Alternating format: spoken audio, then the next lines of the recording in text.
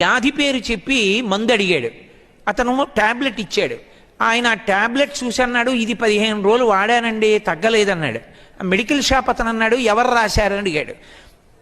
ఎవరు రాయలేదు, పక్క మెడికల్ షాప్లో అతన్ని కూడా అడిగితే ఇచ్చాడన్నాడు.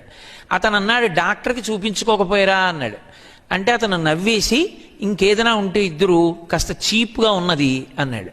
అంటే అతను నవ్వేసి ఏదో ట్యాబ్లెట్ ఇచ్చాడు, ఓ వారం వేసుకుని డాక్టర్ దగ్గరికి వెళ్ళండి నేను. అతను నాకు బాగా సన్నిహితుడు. నేను మెట్లు దిగిపోయాక అడిగా, ఏమయ్యా డాక్టర్ దగ్గరికి వెళ్లకుండా ఇలా ఎందుకు వాడుతున్నావు మెడికల్ షాపుల్లో అని. అతను అన్నాడు నాతో, డాక్టర్ గారి దగ్గరికి వెళితే 200 ఫీజు, బోల్డ్ అన్ని టెస్టులు, కోటేశ్వరారు కొడుకు తెల్లవారితే ఎంసెట్ రాశాడు, వాడికి ఇంజనీరింగ్ ఫీజు కట్టాలి, పుస్తకాలు కొనాలి, ఇన్ని చేయించుకుంటే ఎక్కడి నుంచి వస్తుందండి, అదే తగ్గిపోతుంది, పర్వాలేదు లేదు, అందుకే ట్యాబ్లెట్ మెడికల్ షాప్లో అడిగానన్నాడు.